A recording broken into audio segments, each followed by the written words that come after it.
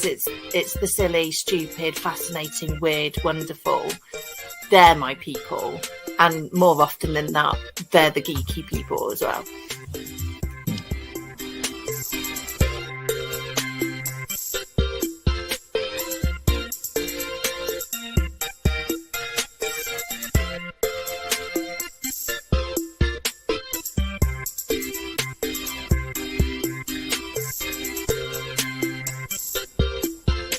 I mentioned Betamax. For anybody older, that's the old version of a video cassette.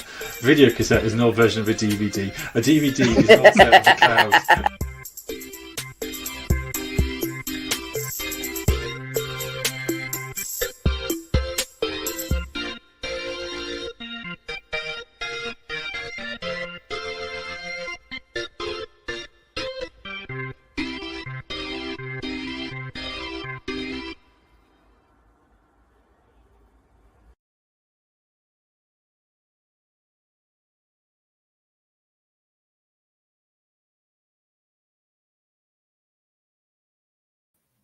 Hello, everybody. Welcome. Happy New Year. Happy Hanukkah, Christmas, all the likes.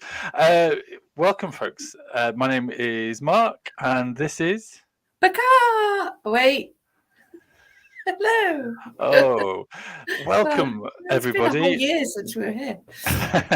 Yes, welcome to 2024. If this is the platform that you get your calendar dates from, YouTube and Facebook and things like that. How are you doing, Becca? You all right? We are well. It might look like I'm weeping, but it's not. I've got something in my eye. So my eye. Faith Geekery again. Please make it stop. Did you have a good Christmas and New Year and things like that? Yeah, I had a great Christmas and New Year.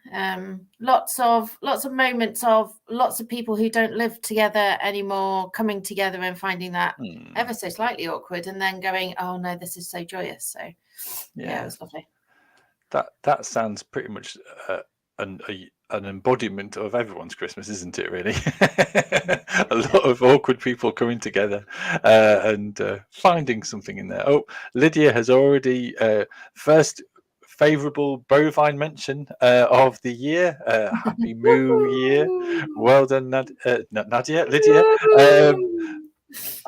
Yes, so tonight we are going to be talking about kind of, I think I actually mislabeled it, didn't I? Is it life in all of its geekery, life in all of its geekiness? I can't remember.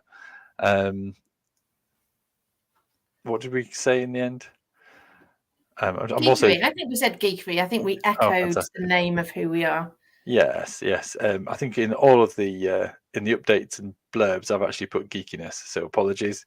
Lydia is asking if we want a Christmas dinner disaster update. So folks, if this is your first time tuning in, listening on podcast, Lydia had shared a few weeks back before Christmas, all back in 2023, of when she had issues of not being trusted or not being privileged to look after the Christmas dinner. And we thought, oh, that was a bit harsh. And then this story unfolded of how not one but two ovens broke under her kind of care, or two turkeys didn't get cooked or otherwise. And so this has been quite a journey. So Lydia, I think we do want to hear a Christmas dinner update as you type away that furiously or other. I've got to say, for me, Christmas was a bit strange because I got COVID on 2 days before Christmas, and so I was housebound for the whole duration of Christmas. I gave my family permission to go off because they were all immune. They didn't get COVID in any way, shape or form. I gave my family permission to go off and be with family, and I just was ill, looked after the animals, and then what was more infuriating than getting COVID was the fact that I couldn't find my Radio Times for 3 of those days. And so I was just like, here is a prime location to sit down and watch stuff, and I don't have my trusty Radio Times. Other TV guides and things are available. So I was a little bit infuriated, but I was also infuriated by not kind of taking part in wider celebrations. But it did mean I could be extra geeky. So that'll come up a little bit later. Where was your Radio Times, Mark? It had fallen underneath a chair, and it's one of these IKEA ones that's like a fold-out bed as well. Okay. And it had kind of slipped under the mechanism, so you could from afar you couldn't see. And I'd actually tidied the rest of the house up, thinking, "Where is this thing?" Did all the washing. Where is this thing? And all the geekiness. I even started learning how to do a Rubik's Cube from scratch. All that kind of stuff. Sorry. I could see Tim. Tim, by the way, is going to join us in a moment. And I feel as if we might as well bring him on, but because Tim was going to. I could see Tim in the green room showing shock. I was thinking, why is he shocked? And is it because he's shocked that Radio Times is still being produced? Yes, it does. Yes, it is. So let's bring on Tim, shall we? Tim, Happy New Year. No! Oh, you are muted at the moment, Tim. Damn! Oh, okay. Where's that? That's the first word you'll hear from Tim this year. Some things never change. I did a max, which is a D&D thing. Yeah, hi. Happy New Year, everyone. Happy New Year. How's your Christmas and the like? It was all right. I cooked all Christmas dinner and stuff, which I like doing. It was just successfully. Oh yeah, but I think we did like 3 lots of meat, including a homemade chicken roulade, multiple roast potatoes and everything. Oh wow! And yeah, did all the prep the night before, cooked all in the day, and then after it was all done, I slept. Can I ask? Are you the sort of person who has like spreadsheets and databases, or are you the one that kind of like goes on the fly? Right. Well, you know my deep love of spreadsheets. So you'd think I would. I didn't.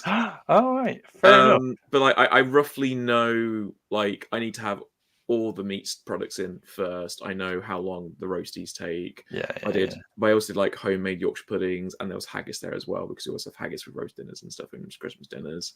So I roughly worked everything out. But cool. I am just really interested though to see the year 3 update from Lydia. Yeah. I'm trying to work out whether this will come up as whether it will all come up or not is the question. So should I read it once you put it up? Yeah, let's put this up. But okay, it cuts off. For our podcast listeners, year 3, Lydia's Christmas dinner update. The boiler for the central heating decided to make the noise of a drill about 20 minutes before Christmas Eve communion. It needed restarting every 2 to 3 hours or so. We had an engineer come yesterday, but of course it did not do the fault, so we do not know if it is fixable. Anyway, this meant that I was a bit stressed and not thinking clearly for Christmas dinner. Instead of putting the other veg on, I turned the potatoes up so they disintegrated. Didn't think any...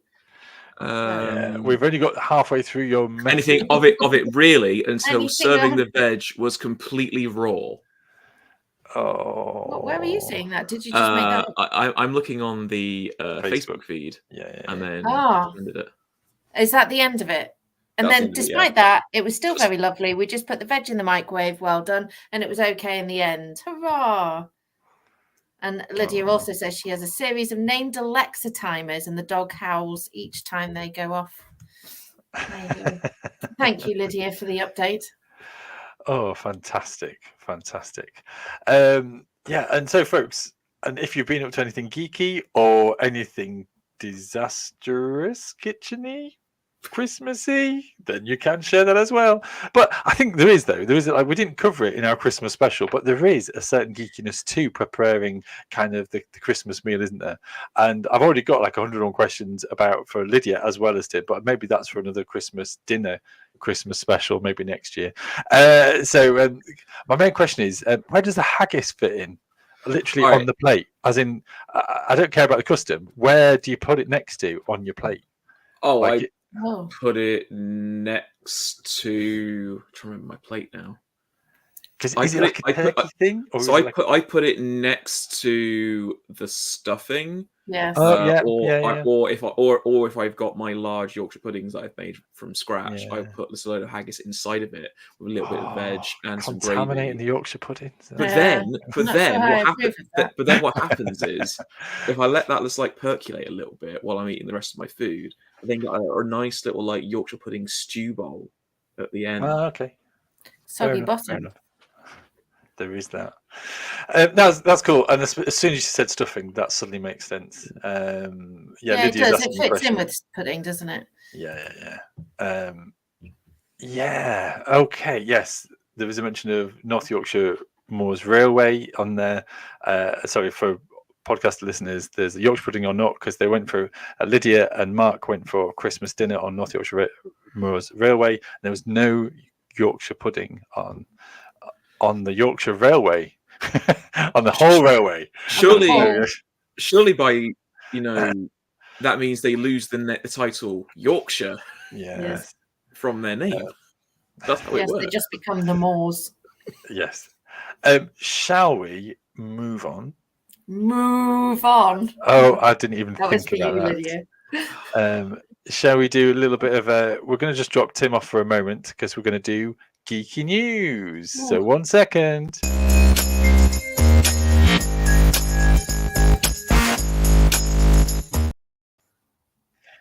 First of all, on geeky news, William Dafoe has been welcomed onto the Hollywood Walk of Fame.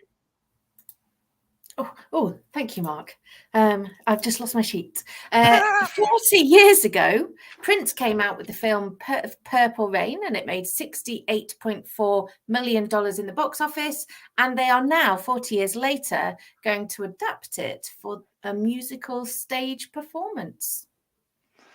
Also in news, and it has been reported on our Discord already, but Stonemaier Games is bringing out Wormspan, which is basically Wingspan, but with dragons. So it's a board game I referenced a while back in our Faith and Geekery community, and it's rather excellent in my opinion. That's all for geeky news.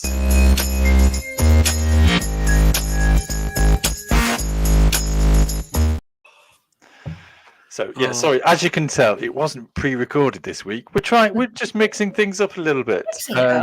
We're just getting a bit annoyed by Tim. Not really. So, any thoughts and feelings about that kind of stuff that we've heard in the news? I am a deep fan of Wormspan.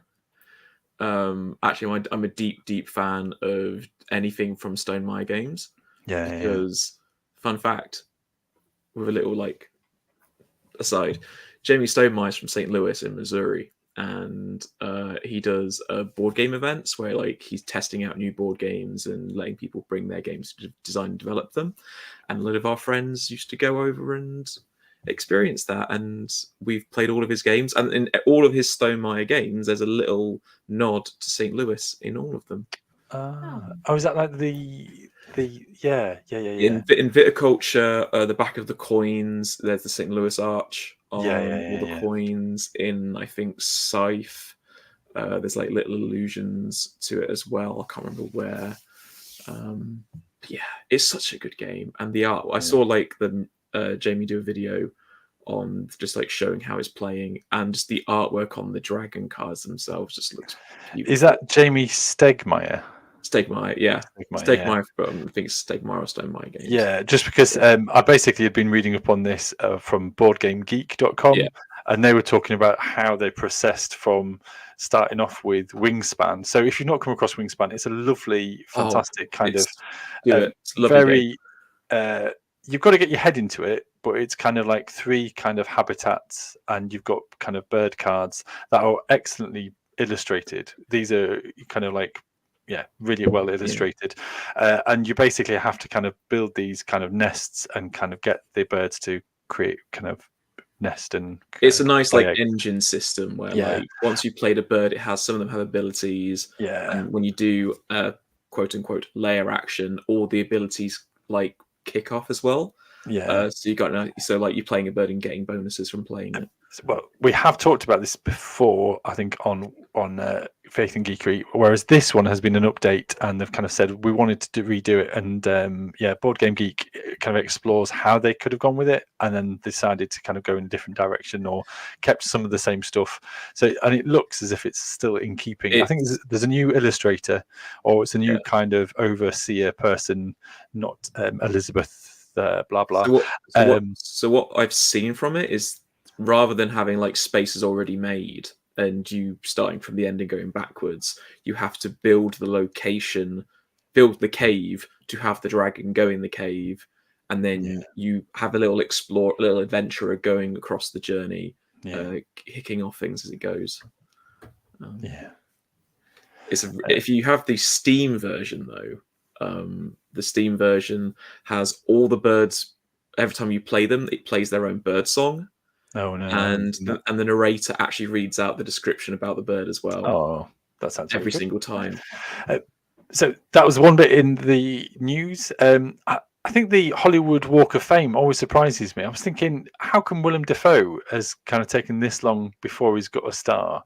But it was just like before Christmas with Macaulay Culkin as well. And it's just like, surely have they just not been doing kind of films substantial enough or often enough to be deemed worthy? When was Willem Dafoe's first movie credit? Oh, a long time ago, I'm fairly sure. So anyway, I just thought I'd throw that into the kind of geeky news because I was quite a bit surprised by that, really. And Becca, what had you shared again?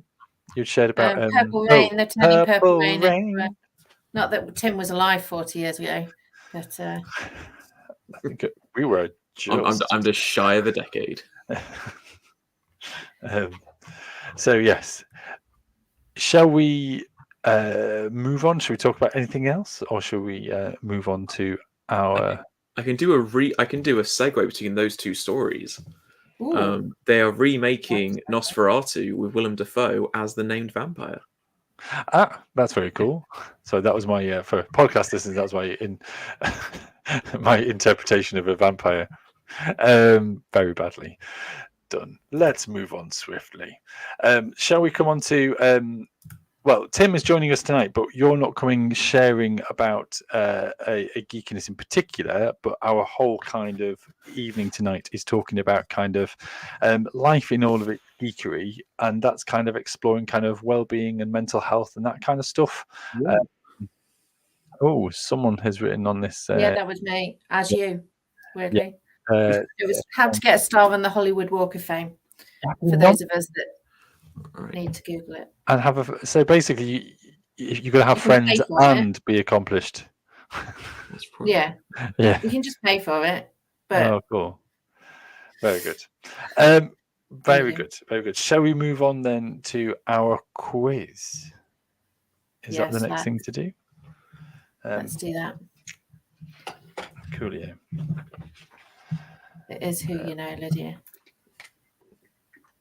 Absolutely. So it is Becca this week to oversee our quiz, and are you in control of the tech, Mark? Yes, I am. I didn't know when you want. Is this the entirety of the quiz questions? Yes, that's the entirety, because it will take us some time to figure it out. I see you with your pen. That's good. I heard the click of it. I'm ready to. So I'm just going to bring this up, and then you can explain it to us and to podcast listeners and everyone else. I don't think I can describe people's faces to podcast listeners. You can try. Might not. It might who looks something like. Okay, so it is simply name the celebrity by their baby picture. There are currently 4 pictures on the screen. I could describe them, but it might give away who they are. I'm so sorry, podcast listeners. I didn't think this through. I mean, Mark and Tim have puzzled faces. I think I know 3 of 4 of them. I think I know none of them. You know them? No, I don't know any of them. You definitely know the first 2 and the 4th one. Yeah, it's the 3rd one that's. Yeah, it was the 3rd one I didn't get either.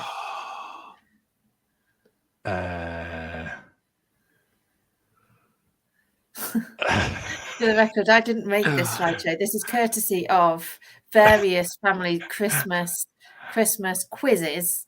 I don't even know what. Yeah, I have no idea. Are we allowed to have a single clue about a single baby photo? No. I mean, I don't even know where to start. I genuinely have nowhere where to start with adding things. I weirdly know number 1, and I also have that glass as well that's in the photo. That's quite cool. Because we got a full set of them from some friends of ours. I know number 2. Number 4, if I'm pretty sure I know who it is anyway, but number 3. Number 3's throwing me. I kind of slightly number 3 is hard because he's got such a generic. Yeah. Number 3 for podcast listeners is in sepia. Like, yeah. In sepia. With a young boy wearing a tie. I reckon he's about 8 or 9 years old, neatly combed back hair, looks like a lovely I think boy. I think I know 3, and that's all the one I know. 1950s. I will give you a clue. He is not British. Yes. Right. The second one. Whereas the other 3 are. What gender are they known for? The second one identifies as a man. Okay, that changes my answer. Yeah, the second one. The second one, I think everyone knows. Yeah, I'm going to guess that one. Yeah, I'm going to guess. So I have no idea. Exactly like his son, who looks exactly like his father. Sorry, what? Which what? The second one. Okay, I think number 2. The family has yes a face. I mean, yes. Oh, good. Yes. The family has a face. Shall we? I still have no. Should we go to the next page? Right, next page then. Okay. Right, Lydia has 2, maybe 3. Well done, Lydia. The family has one face and they share it. They just. Oh my gosh, there's even more. Oh wow. Okay, so yeah, you've got 5.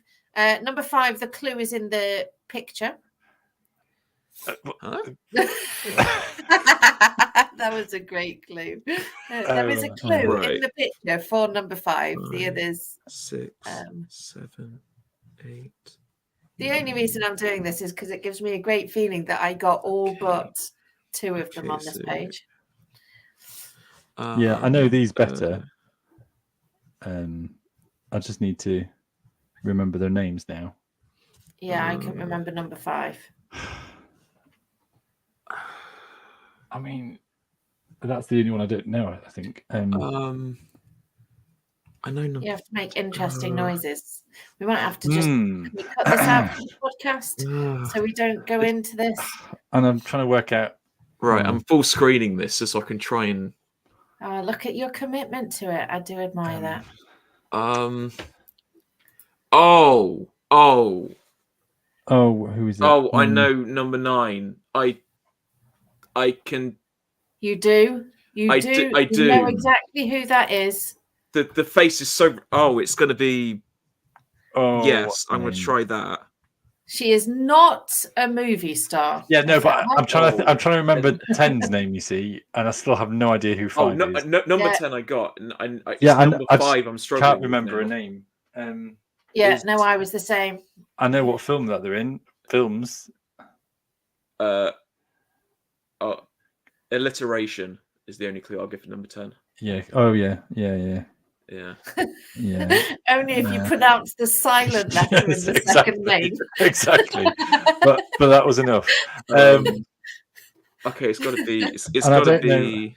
I don't know one of their last names, but I think they're fairly famous for their first name for one of the others. Oh, I'd accept a first name if they're known by their first name only.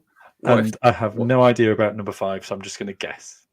What if we could say where they grew up and did babysitting for them? For what? Number 5? Number 6. Because number 6 at their place of business, they had number 6 at their place of business like last year. they had some young kids come up on stage with them and said where they're from, and then they realised that these were the kids that they had babysat when they were a teenager, and that their mum was in the crowd. Oh, that's quite cool. Yeah, Is that on YouTube? Is that YouTube? It is. Yeah, I will find a link. Find and link Shall it. we? Then we'll link it in Facebook. As exciting. Shall we move on for answers? Because I'm aware of podcast listeners, this might be a little bit tedious. Sorry, podcast. Shall we? Are we? What are we doing? Are we just going to launch straight through all the answers and go? Yeah, the answers are just on the slides coming up. Yeah. So answers. 3, 2, 1, go. Emma Watson. Yes. Prince William. No. Joe Biden. I got Harry that. Styles. I did not get that. Max Verstappen, Adele, Neil Patrick Harris, Benedict Cumberbatch, Holly Willoughby, Keira Knightley. Well, I guessed Emma Watson, Prince William. I thought 3 was George Clooney. Sorry, folks. Sorry, George Clooney. I really didn't get Harry Styles. I thought it was somebody else. Number 5, I thought I just took a guess at Andy Flintoff. Genuinely no idea. Adele I got, Neil Patrick Harris I got, Benedict Cumberbatch I got, Holly Willoughby I got, and Keira Knightley I got. I got Emma Watson, Prince William, Joe Biden. I thought number 4 was Jack Black. Oh, okay, interesting. And number 5 I thought was Jensen Button. Let's just go back to and then I got Adele, Neil Patrick Harris, Benedict Cumberbatch, Holly Willoughby, and Keira Knightley. I did not get Holly Willoughby. It takes a little bit of it. Like once honestly, when I maximized the screen and could look at her face, it suddenly hit me. If I'd done that, I would have seen from Holly all the apology videos. First of all, how are we doing? Are you okay? Lydia got 6. I got 7. Well done. Tim, how did you do? I got 8. I only got Max Verstappen. So you are the geekiest of them all for today. Actually, you're probably almost always the geekiest of them all. If we're honest. I have a brain that is well suited for the pub quiz. Yeah, jolly good. I can usually do picture rounds well, but those it helps if I actually knew them as celebrities. It's a bit of a. Who is this Joe Biden? Is Verstappen in Formula 1? No idea. I thought it was a guitar amplifier next to him. I was just like, what's that going to do with anything? So anyway, yes, I think we're going to do. We're going to come to the end. Sorry, we didn't do the whole Quizalicious blurb, but did we forget to do the spiel? Can we do it on the outro? I think we can.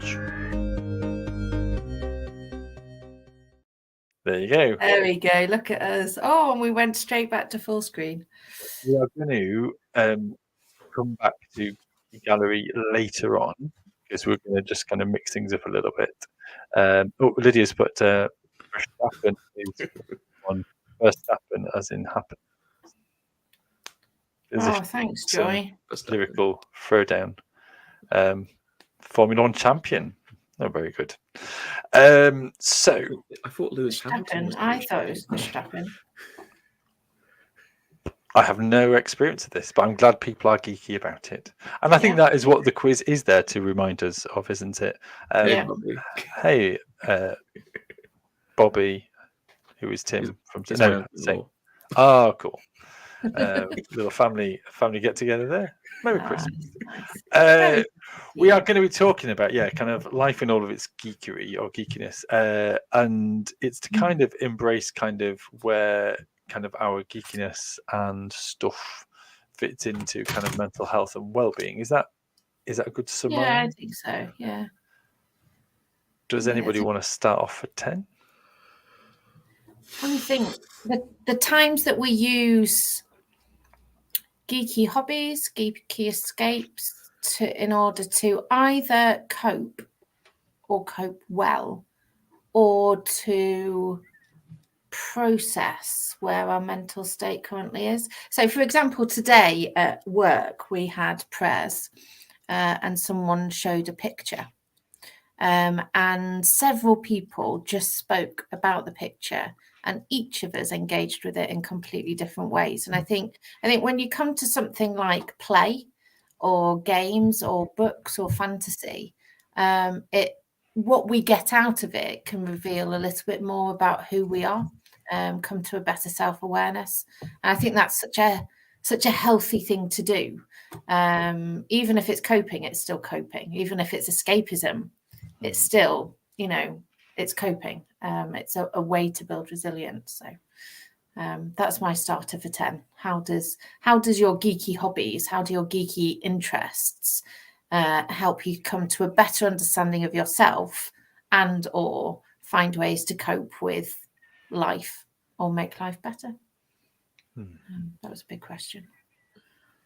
For the podcast listeners, Mark's brow is very furrowed, as if he's about to say something incredibly wise. Well, I didn't know how deep to go, really, because I think for me, and I can't remember if I've shared this with you before, but I'm going to share another photo, but it will become obvious. Nope, I am not doing that. I have accidentally pressed the wrong button. I am going to bring up a little picture, and it is a picture of a Dalek. I don't know if you can see that. It is a homemade Dalek, and my good friend Rich is in the background, who is just off shot, stood next to our second TARDIS, and this Dalek. is a Dalek where basically both me and him were going through a hard time at college. I hope he doesn't mind me sharing that. It was a hard term for him, but this was the term also where my dad died. And you would imagine that kind of a Christian training college would be a lovely place to receive care and counsel from training ministers and vicars. But I really struggled. And I felt as if I was a number of people's, genuinely no disrespect to anybody, but it felt as if I was a number of people's project. And I really struggled being in a Christian community, dealing with grief, having to jump through the hoops of church ministry training, and I was not given permission to not kind of do the death and dying course, for example, and things like this, which I could easily have done the year after. I'm not bitter, but the building of a Dalek was an opportunity, because we did kind of Doctor Who spoofs, but this was something for me and Rich to just dive into, and to allow to dive into something very physical, very kind of vivid, something very kind of crafty, something very definite, to be able to, there was a definite kind of structure, and well, there wasn't. We should have maybe done blueprints. That would have helped us.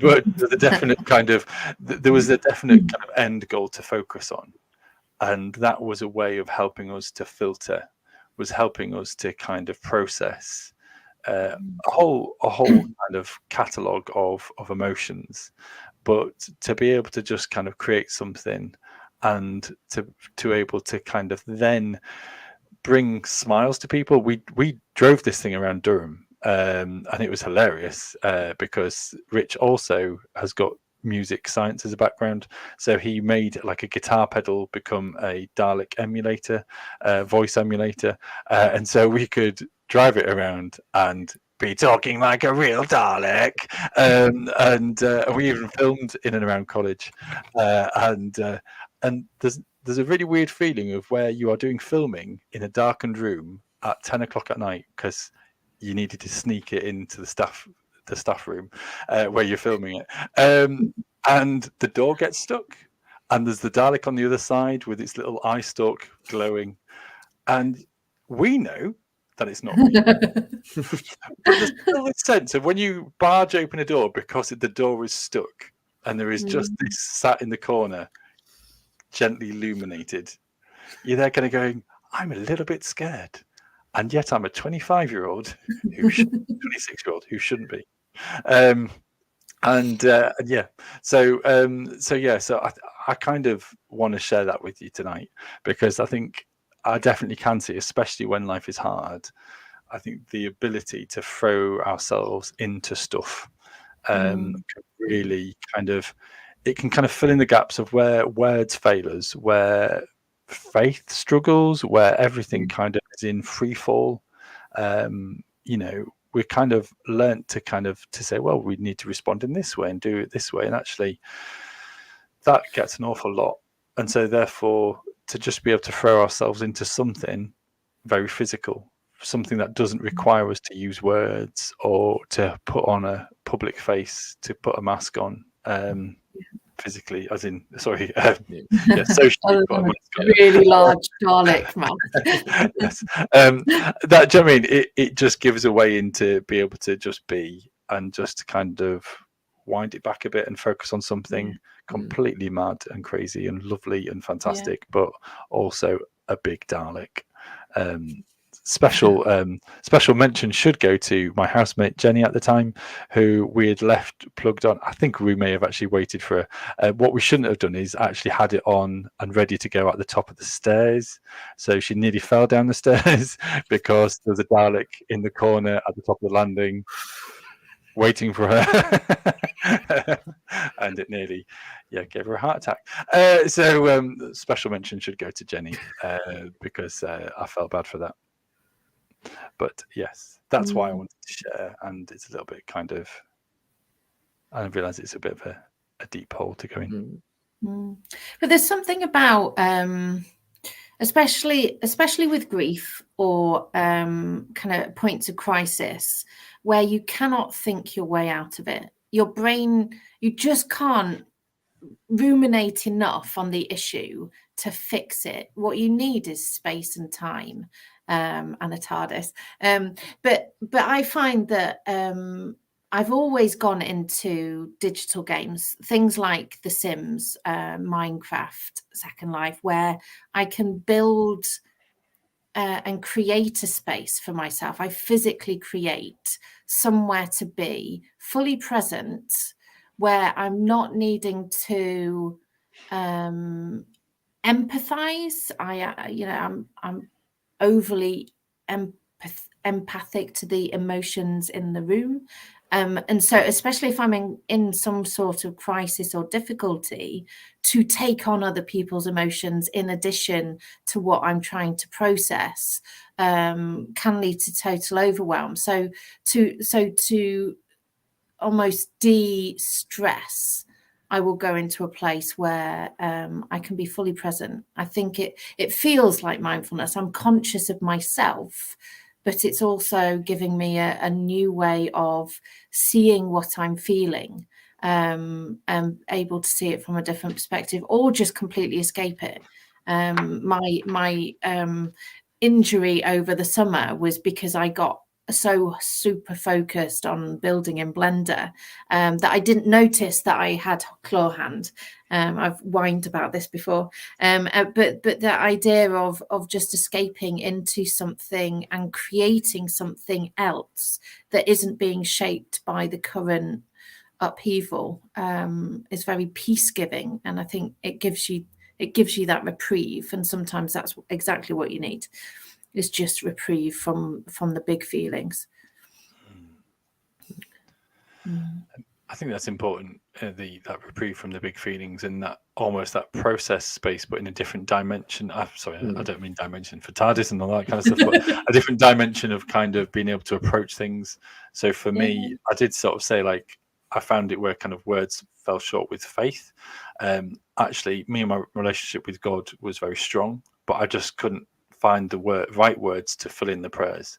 And so what I ended up doing was just building, and as I built, I was just in the company of God, if that makes sense. Or I was just spending time just praying ish, or just being as if God was next to me and I was just being in his space. Oh, sorry, what we've got here. News about a group Joy has just posted up a little something, encouraging men to play golf to help their mental health. One of them said you hit the ball and then you walk for 10 minutes before you hit it again. This gives plenty of time to chat. And I think that is another element of it, isn't it? That social aspect, to be able to just talk to someone about something else, rather than they feel as if there's a big elephant in the room here. It gives an opportunity to kind of share and just be on a different level. And I guess that's the whole dimension element. Yeah, I mean, like, I think I've said this before in a few other places. Like, I have a D&D group that meets every single Sunday at 6:00 without fail, and has done for the last 2.5 years, nearly 3 years now. And it's just the same group of people, and we meet every single Sunday at the same time for the same length of time. And like me, when I joined that group, there was like me and one other guy were both expecting our first kids, and we're both going through the ringer anyway. And it was just as we were dealing with like immigration stuff for me in the US. But like that group of guys that we play with, we just meet up and we just play every single week. But that time itself is its own sacred time to me. The fact that it is almost that, to bring a bit of the faith, a bit of that like Eucharistic sense of sacrament, as in I do that every single week with the same people, in community with them, and we either talk about absolutely nothing, play D&D, but at the same time we always like are checking in with each other throughout the game and afterwards and through the week. And if we've had a particularly bad week, then we have that space to share, to decompress a little bit. If the game's been particularly emotive, we have that space to decompress afterwards and check in throughout the week. And you can tell when we've missed a week because we all feel it. But having that space has actually been really beneficial to all of us, and continues to be that space. Which, like, I don't even jest about this. I do like schedule my week around making sure I'm there for that game, just because that is how important it is to me. And kind of using other language, kind of like of fellowship, of community, of that kind of opportunity to bond with like-minded people. That sounds very kind of. Sorry, I'm not trying to kind of undermine your kind of your comment. I'm just trying to think of ways in which people could see kind of having something in common and a gathering that you can kind of talk they around. Shared something. Everything in common. I mean, there's something kind of oddly spiritual about people muddling through together in the same room, and it doesn't have to be over a bun fight. It could be over a tabletop game. I mean, like from my experience, like me and this one other guy, we joined this group, and it must have been about 12, 13 weeks in, did we both suddenly realize we were both expecting kids at the exact same time, and they were both our first kid. And we were just like it was just another aspect of, oh, okay, that. And then literally like throughout the week, we were like, how are you doing? Are you doing okay? Whereabouts are you right now? And then especially once the kids were born, it's like, it's 3 a.m. Are you up? You went, I've been up for 2 hours. How are you doing? That kind of like, it's just like there's the random things that you pick up as you're growing and developing in community and conversation. It's these things, isn't it, that we can share in common, as you said, Becca, that we can have in common with one another. And it kind of, I guess, if you're thinking about social interactions, if you've got something in common, then half the legwork's done, isn't it? That you can bond over something, or you have something in common where you can talk the language. You can literally kind of go, oh, how's your rolling? Sorry, I'm trying to use D&D terms really badly, but kind of like, oh, that's a natural one.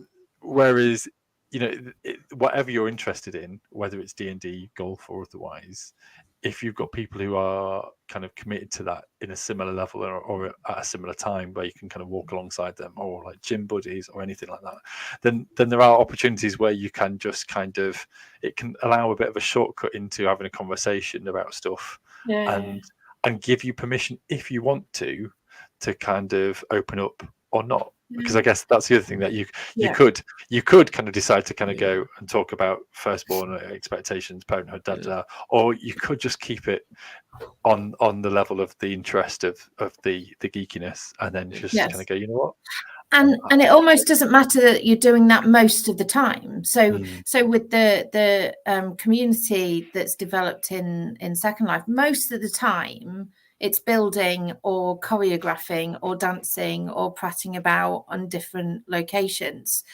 But then someone gets cancer or someone from the community dies, and you're like, well, how do you honor someone in that space and hold their memory? So we have our memorial garden, or we have services. Did you see the I think it's like Destiny 2 last year when Lance Reddick died? He voices a character in the game, and they actually had full memorial services in the game, which was not organized by the developers or anyway. It was all the community, like doing a very simple act of remembrance for this person in the game. And like you see like multiple stories of like happening, let's say World of Warcraft, of people actually holding full like services for guild members that have died in real life. And also like at the same time though, also celebrating marriages of friends who have met in the same game, and like so experiencing all that life has in this community online. Slight tangent, but similar. Over Christmas, I don't know if in the Discord, and this is a moment to mention the Discord. If you want to be part of the conversation outside of this, please do join our Discord, download the app. It's quite straightforward.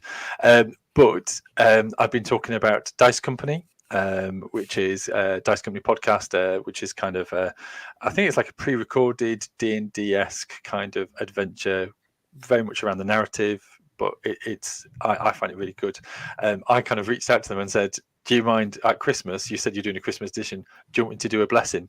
And they're like, yeah, by all means. And so I sent them it, and I feature in their Christmas festive special. But the thing is, I don't actually mention God, because actually I reference every one of their characters as part of a blessing, and because I try and talk the language, and because I'm a big fan. And I think it was just a nice opportunity to be present and to lead in a little bit of a festive, of a kind of exploring kind of meaningfulness and community, with a little nod towards God, in a safe environment and in a good kind of community. And I think you're right, whether it's celebration, grief, or other. I think again, you're kind of doing a lot of Joyce, but that's been contextual. It is, isn't it? It's been in that context where you are, and I think if you are embracing this kind of stuff, it's all good.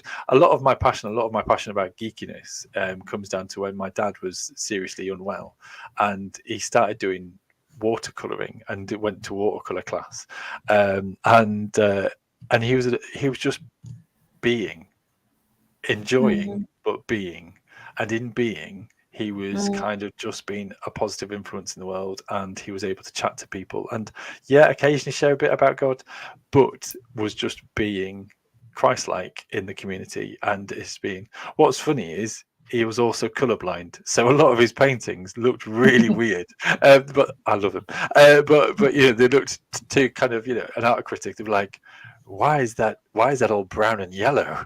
We don't understand this. And it's just like, it's not going to win a masterpiece. Well, it may do. But he was just being, and he just took the opportunity to share a passion of his and to get alongside like-minded people. And it really kind of, as well as being a place of witness, it was also a place to be and to receive and to just find, that community, as we've said already. So, yeah. Can I also mention something on the other end of this? And I shouldn't really mention the podcast, but there was another podcast that I've been following, a D&D one. But I've also now got to the point of where I've been listening to, I think it's something like 80 chapters of this podcast. So it's over 80 hours worth. And there was 181 chapters of this podcast. And to be honest, I've got to a point where I've got to go, you know what? I want this to end now. And so I've just skipped forward nearly 100 chapters because I feel as if I've delved too deeply into it. And I've kind of gone, I really like these characters, but I'm now just too geeked out with it. And so I now have literally, I'm on the last chapter, so no spoilers. But you know, I'm there kind of like, I've got to the very last chapter of it, because I found that I've got on with the journey now, but actually also I now want it to end, and I've delved into it for a while. And I think there's sometimes this with some of our kind of TV series and kind of things where you kind of, at the very outset, you kind of go, how many series is this? How much are they wanting me to invest in this? And so some of this fandom, some of this geekdom, you know, it can be really quite a challenge to sort of say, to weigh up actually how much are you needing me to commit into this community. And I think that's the other end of. I kind of semi-discussed this randomly in a meeting last night with someone. Like it from the sense of mission projects, but the sense, like, you know, how often have we been in a meeting where we can't find volunteers, or something's been going on so long that it no longer fits the need or serves the mission that it originally once was, and become a complete shell of what it was. And yet it's still trying to go, when actually what's been birthed from it is doing what it was doing and so much more, that, you know, maybe this is a time to put it to one side, lay it to rest, so we can move forward with other things. And I think that's the same with, like, I mean, looking back to when I was streaming a lot more D&D than I even was like last year. Like, there are groups of people who I played like weekly games with online, and then, you know, that campaign came to an end, those stories came to an end, and we still keep in contact with each other. But it's that, you know, that full, you know, no realizing that we needed to have that moment of saying, yeah, this is done, we need to stop there, and we can revisit this years down the line if we want to, but actually this is the right time to stop. Some really good comments from Lydia and Joy there. And Joy's made it. Oh, go on. No. Yeah. I think I was just going to say that, yeah, this is interesting. It's because we talk about then kind of the way that geekiness can kind of help us and support us, and actually recognize that it could be for a season, it could be for longer, it could be something that we could dip in and out of. You know, it's one of those things where I've not been bodyboarding for a very long time, but I've still got my wetsuit hanging up. I've still got my bodyboard. I think it's fallen to pieces technically.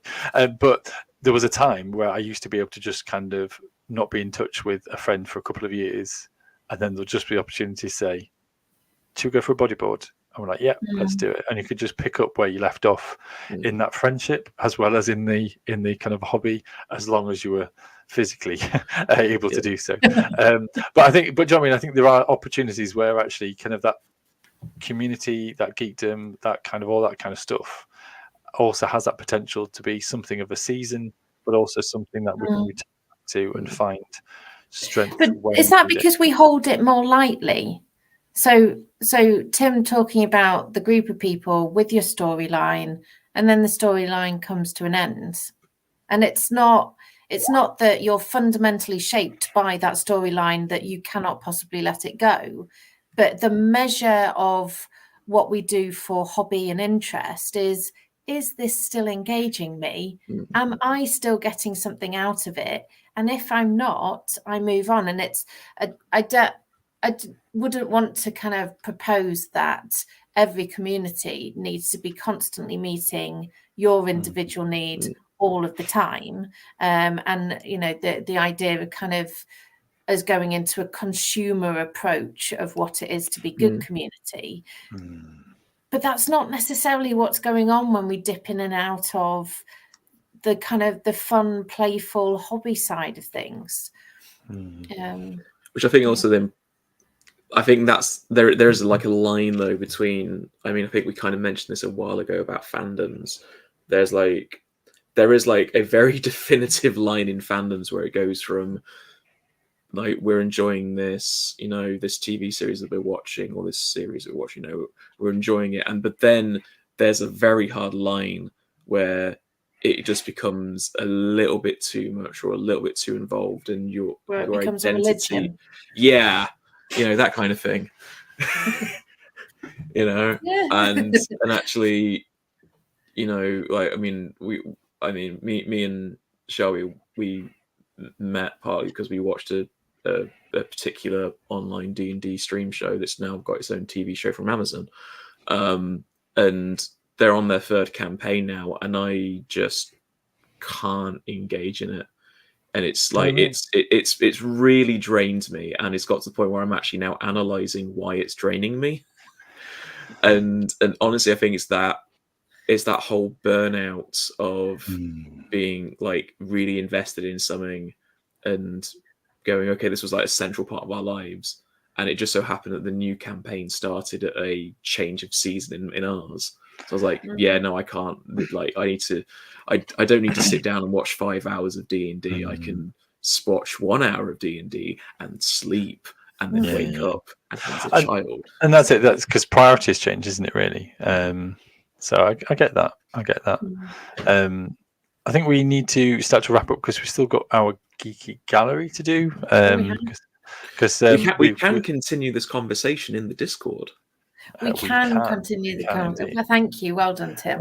So you slick streamer. It's like I've done this before. At least one of us has. Yes, there is kind of a Discord community that you can kind of be part of. We've mentioned it already. Also encourage you to talk about liking and sharing these videos and bits and pieces. Views and kind of engagement just means a lot to this little community. We're going to move on to Geeky Gallery, which we did talk about being part of kind of videos and things in our Discord, but we're still just toying with the format, because we realize that if it's all just videos, then actually we can't really talk over stuff, and therefore for podcast listeners it becomes a little bit boring if you can't actually hear about anything and you're just hearing kind of well, anyway, we're looking into it. So Geeky Gallery, this is covering over Christmas time, so this is a bit of a bumper load. First of all, I think this is from you, Becca, is it? Board game being played, which maybe it might be. Is it I Risk? never remember to post a Geeky Gallery. Look at that. Or was it? What am I playing? I'm playing Risk. And Yeah. quite early on, having established that I absolutely hated people invading my countries, I held Europe and North America, established a relationship with all the borders surrounding me. They agreed that was fair, and they let me hold America, North America, and the whole of Europe, and then just fought it out around me. And I think that's how it should be, really. So it was appalling. I do recognise how terrible I am, but I did get quite upset about being invaded. I much prefer as you should in like Europe and North and South America. You should be angry about being invaded. I let that go. Moving on, because I'm aware of time, but we've got kind of little contributions from Alex, which are fantastic kind of artwork and otherwise. Always good to kind of include little descriptions, just to help us understand where bits and pieces. I think that is preparation for A-level art painting. So it's digital imagery. I think there was a comment. I didn't include that, so apologies. That's my problem. Sorry, my fault. But that's fantastic. There's some really good like influence from like there's an episode of like Love, Death and Robots. It is exactly from Love, Death and Robots. Ooh. Yeah. Ah, cool. Yeah. It means nothing to me. That's good. It's on Netflix. It's really good. Brilliant. It's so good. You go watch it. This is my sanity project during COVID. Well, yes. So basically, it just kept me, as I was on my own, I thought, you know what? I'll dust off the 3D printer. So I've been making many more Settlers of Catan hexes. But the one thing that's slightly under your kind of side of the picture, basically, is having to super glue in magnets. And it's so infuriating. This time though, I learned to put blue gloves on, so I wasn't sticking my fingers together with all the super glue. I could just peel off the latex gloves and it'll be fine. May I make a confession at this moment? Go on. I have never played Catan. Well, to be honest, it's one of those things where I saw it at college being played. And I was like, "This is a bit weird, isn't it?" And it looks like something I would love. Yeah, no, I think it is. It's really good, and the standard set is really good. But then you can get expansions, and so the original set comes with cardboard hexagons, and over the years though they get a bit bashed, and it all kind of, you've got like a cardboard frame that keeps in the cardboard pieces, and if it's not completely flat and otherwise, sometimes these hexagons can pop out. And so the game is fantastic, but it's just a bit infuriating having all the hexes and get knocked and otherwise. So there are kind of these free online kind of files to kind of create your own 3D pieces. And so therefore I've just been committing time and a lot of time to printing each bit. So you've got the top hexagon, the bottom bit, then I kind of actually re-edited the holes of the magnets. So I did that in Tinkercad because I wanted to put the magnets exactly where I wanted them.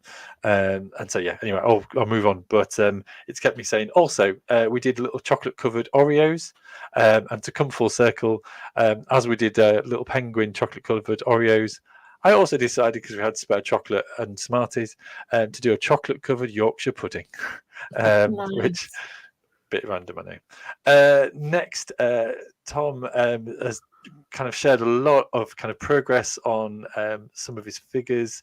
I think he actually mentioned the Judge Dredd 40,000, was it 20,000 kind of range last time we spoke, but he also kind of got various other Warhammer 40,000 kill team stuff, new brushes, as well as a cool Back to the Future Lego set, which looks fairly cool. And I believe he also shared, I don't know whether it was in the community or online, the box also comes with films 1, 2 and 3 pieces, so you can adjust it for each of the films. Nice. Oh, that's pretty. That's so geeky. That is very cool. Lydia Moo. Lydia Moo. There's actually 2 pages of Lydia's stuff. So there's the trains. This is the North. I was about to say North Yorkshire, or we were just saying the Moors Railway. Moors Railway, as it shall henceforth be known. The pudding. And they know what they need to do to get it back. Yeah. It's not hard. We'll give it to them when they can behave. And then a fantastic Christmas cow experience. I just love the fact it's got its own little hat. So yeah, lots of pictures, and including like little model cow as well. Is that the one that Lydia made? In fact, I'm not sure. And then there's Lego cows, cow D&D dice, nativity nails, as well as 3D printed presents, I think, to go in. Yes, it is the cow that she made. Fantastic. And I think that's maybe all of the slides. Let's see. Oh no, there isn't. No, there's David's kind of stuff as well. Again, Lego featuring highly is strong in this community, as well as miniatures. So making some small miniatures, which are waist high for some reason. I didn't get the full picture of that. But then there's like a cool kind of codec camera of sorts, and some painting, and there's a really good kind of discussion with Tom and David, and chatting about the right colours and all this kind of stuff. So again, just an endorsement for the community. Then I think that is all of it. We are running slightly over in time, but I hope that's been helpful. I hope it's been good to have a bit of a chat. And yeah, I was just reading up on some of the things. Yeah, Lydia said we'll have to go for an hour and a half. Sorry. To the only solution at this point, whole numbers indeed. David put earlier, thank you for a good evening off for some wellbeing exercise now. Yeah, I think that is good, isn't it? We've got to look after ourselves. And we do also need to say before we go that next week is our birthday special. We're going to be a whole year old. I've sent you a message, Becca, because I wasn't be able to, then I can. So we are here next week for our birthday special. Exciting. And then I can't be there for the week after. So next week we are going to be a whole 1 year old. And so that'll be fun. Today we're usually going to celebrate my birthday. So again? When is your birthday? Sunday. Oh, you're more than welcome. Faith and Geekery and Tim's birthday. I hit a new decade. Oh, on Sunday. Oh, well, that's exciting. We can message you in the Discord and have a conversation about that if you need some therapy. No. I embrace it's just a digit. It's just a little zero change at the end, or otherwise. So we've got a birthday edition next week. Then we've got possibly an episode, and then we have at the end of January we have our All We Canuary. So supporting the Methodist charity All We Can, we are doing Do All the Quiz You Can. A whole session on a quiz. So it's going to be like a proper kind of pub quizzy sort of stuff. Will there be cheesy sequin jackets? We could arrange. I could find some sequins, attach them to a jacket. Is that a requirement for the quiz show? I used to have a bright red jacket, but I no longer have it. I made space for my work. You remember of Pontings?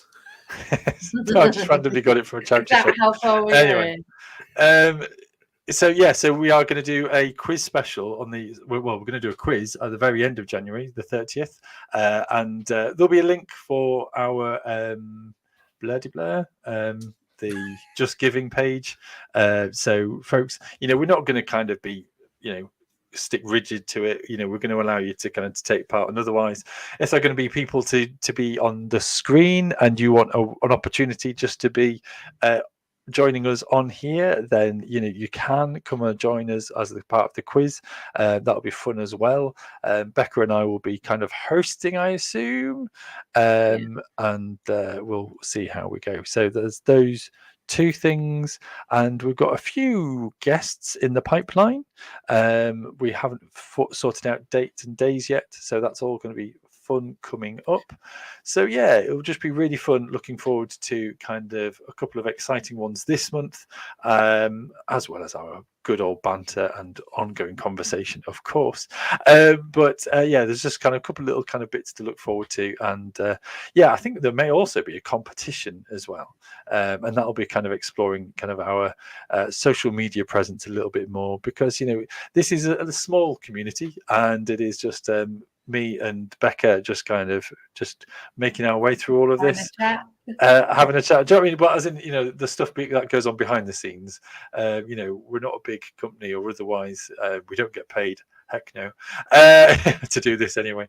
But we get paid, just not for this. Yes, exactly. Yes. Although we could crowdfund. Absolutely. So it's just kind of encouragement to kind of be involved, be part of the community here. Thank you, Tim, for tonight. Thank you for chatting and sharing, indeed. And no pressure, but if you wanted to come back for the birthday one, you're more than welcome to. But equally, if you are celebrating your birthday in other ways, then that's also okay.